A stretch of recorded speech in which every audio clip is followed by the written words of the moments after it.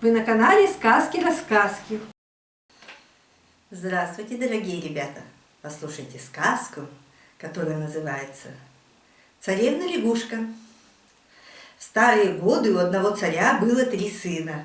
Вот когда сыновья стали на возрасте, царь собрал их и говорит: «Сынки мои любезные, покуда я еще не стар, мне охота бы вас женить, посмотреть на ваших деточек, на моих внучат». Сыновья отцу отвечают: «Так кто ж, батюшка, благослови, на ком тебе желательно нас женить?»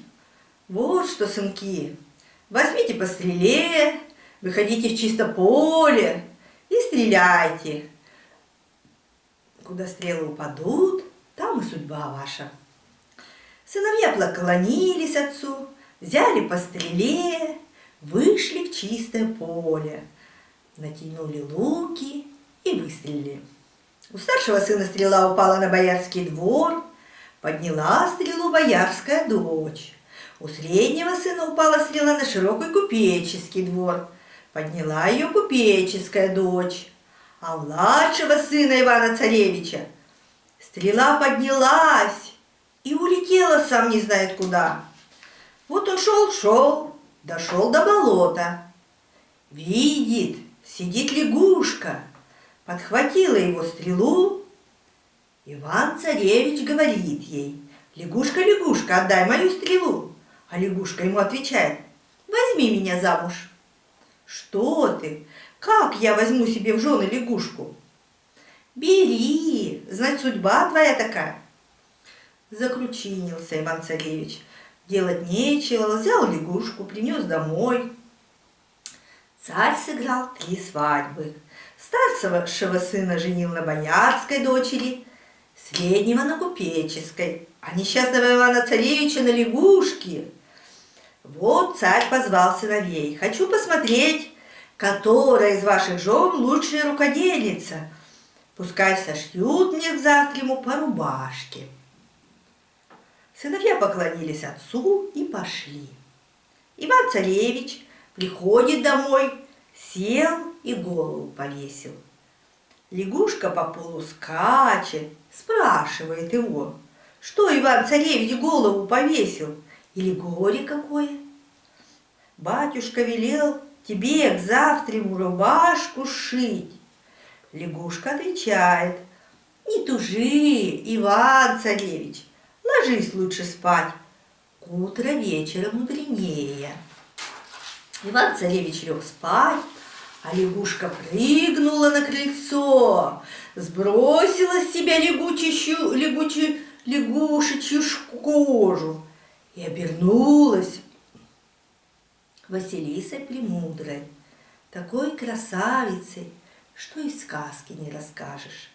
Василиса Премудрая ударила в ладоши и крикнула: «Мамки, няньки, собирайтесь, снаряжайтесь, шейте мне к утру такую рубашку, какую я велела. Я видела у моего родного батюшки». Иван-Царевич утром проснулся, лягушка опять по полу скачет, а уж рубашка лежит на столе, завернута в полотенце. Обрадовался Иван-Царевич, взял рубашку, понес к отцу. Царь в это время принимал дары от больших сыновей. Старший сын развернул рубашку. Царь принял ее и сказал: «Эту рубашку в черной избе носить». Средний сын развернул рубашку, царь сказал: «В ней только в баню ходить».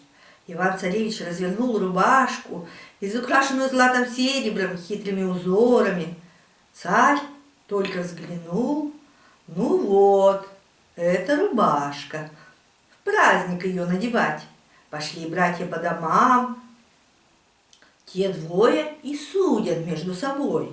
Нет, видно, мы напрасно смеялись над женой Ивана-Царевича. Она не лягушка, а какая-нибудь хитра. Царь опять позвал сыновей: «Пускай ваши жены испекут мне к завтраму хлеб. Хочу узнать, которая лучше стряпает».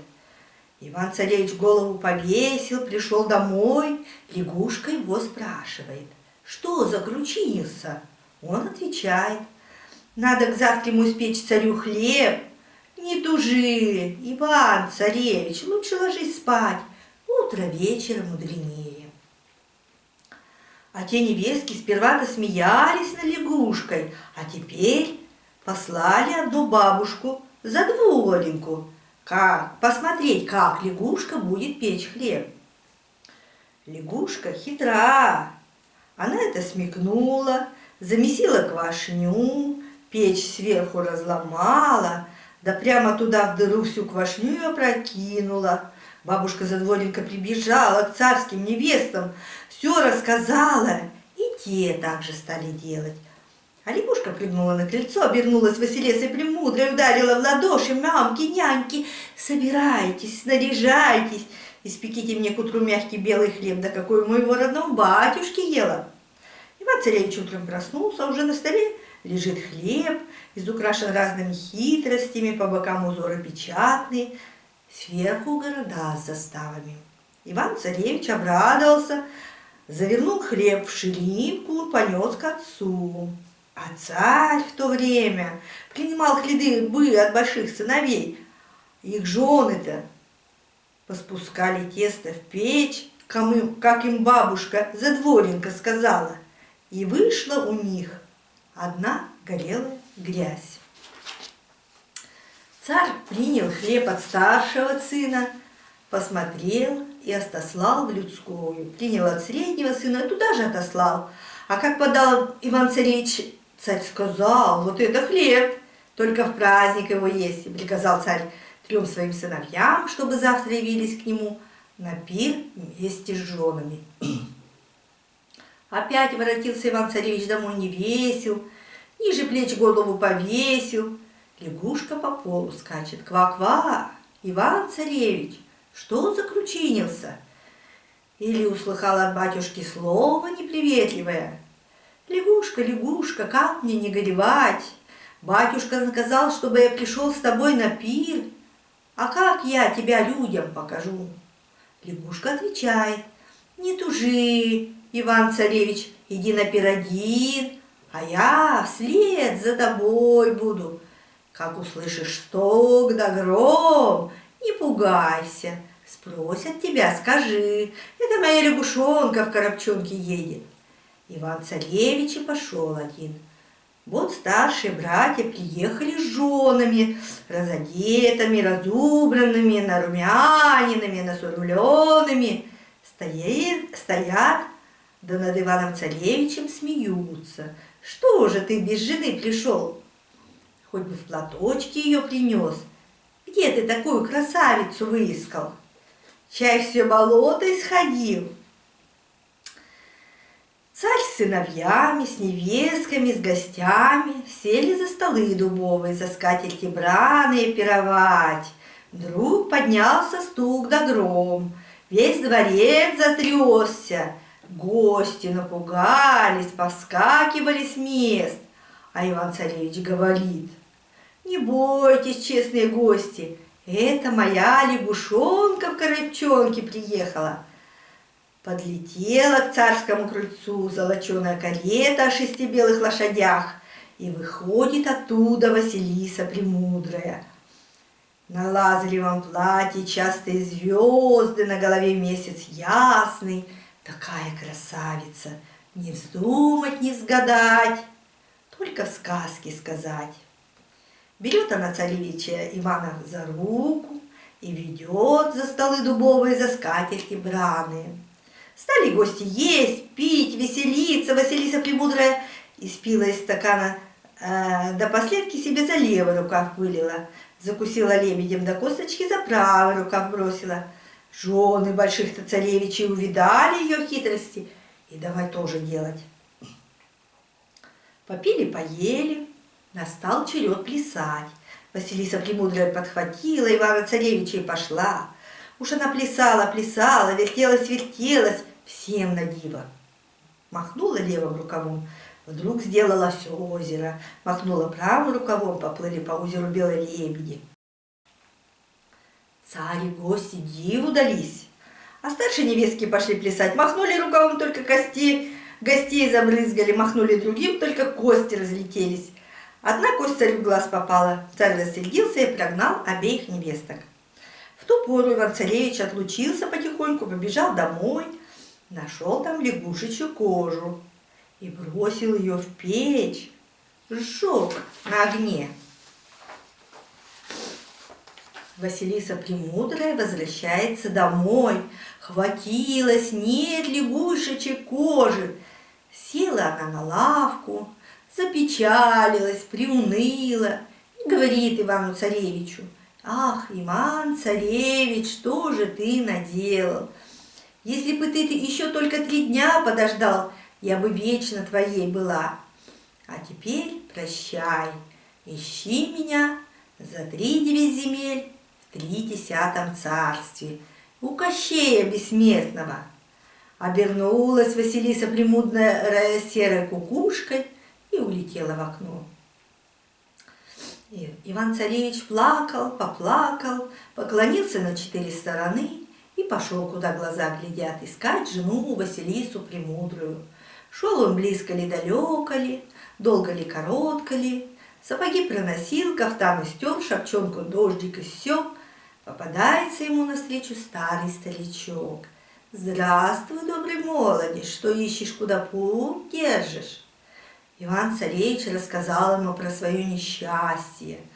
Старый старичок говорит ему: «Эх, Иван-царевич, зачем ты лягушечью кожу спалил?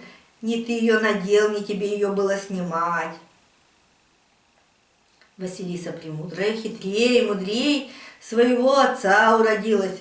Он зато осерчал на нее и велел ей 3 года быть лягушкой, но делать нечего, вот тебе клубок, куда он покатится, туда и ты ступай за ним смело. Иван-царевич поблагодарил старого старичка и пошел за клубочком. Клубок катится, он за ним идет. В чистом поле попадается ему медведь.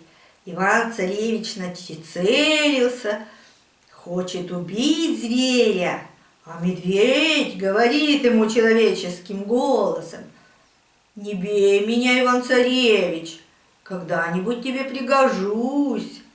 Иван-царевич пожалел медведя, не стал его стрелять, пошел дальше. Глядь, летит над ним селезень. Он нацелился, а селезень говорит ему человеческим голосом: «Не бей меня, Иван-царевич, я тебе пригожусь». Он пожалел селезня и пошел дальше. Бежит косой заяц. Иван-царевич опять спохватился, хочет в него стрелять. А заяц говорит человеческим голосом: «Не убивай меня, Иван-царевич, я тебе пригожусь». Пожалел он зайца, пошел дальше. Подходит к синему морю и видит, на берегу на песке лежит щука, едва дышит, и говорит ему: «Ах, Иван-царевич, пожалей меня, брось в синее море». Он бросил щуку в море, пошел дальше берегом. Долго ли, коротко ли, прикатился клубочек к лесу. Там стоит избушка на курьих ножках, кругом себе поворачивается. «Избушка, избушка, стань по-старому, как мать поставила к лесу задом, ко мне передом». Избушка повернулась к нему передом, к лесу задом.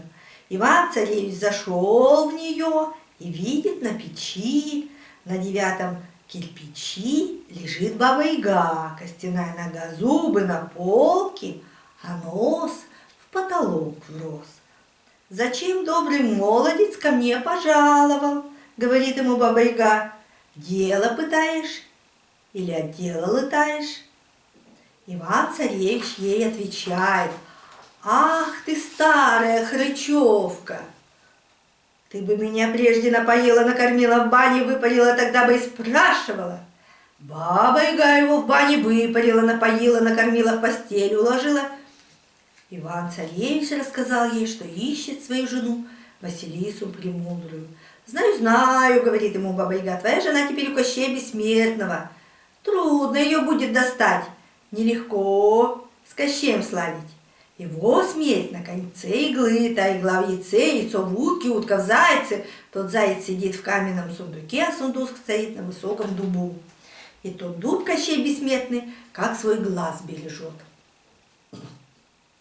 Иван-царевич у бабы Яги переночевал, и на утро она ему указала, где растет высокий дуб. Долго ли, коротко ли дошел туда Иван-царевич, видит, стоит, шумит высокий дуб, на нем казенный сундук. А достать его трудно. Вдруг, откуда ни взялся, прибежал медведь и выворотил дуб с корнем. Сундук упал и разбился. Из сундука выскочил заяц и наутек во всю прыть, а за ним другой заяц гонится. Нагнал и в клочки разорвал. А из зайца вылетела утка, поднялась высоко под самое небо. Глядь, на нее селезень кинулся, как ударит ее. Утка яйцо выронила, упало яйцо в синее море. Тут Иван-царевич залился горькими слезами. Где же в море яйцо найти? Вдруг подплывает к берегу щука и держит яйцо в зубах. Иван-царевич разбил яйцо, достал иголку и давай у нее конец ломать. Он ломает, а Кощей бессмертный бьется и мечется. Сколько ни бился, ни метался Кощей, сломал Иван-царевич у иглы конец, пришлось Кощею помереть. Иван-царевич пошел в Кощеевы палаты, белокаменные, выбежала к нему Василиса Премудрая, поцеловала его в сахарные уста. Иван-царевич с Василисой Премудрой воротились домой и жили долго и счастливо до глубокой старости. Вот и все. Подписывайтесь на канал и ставьте лайки.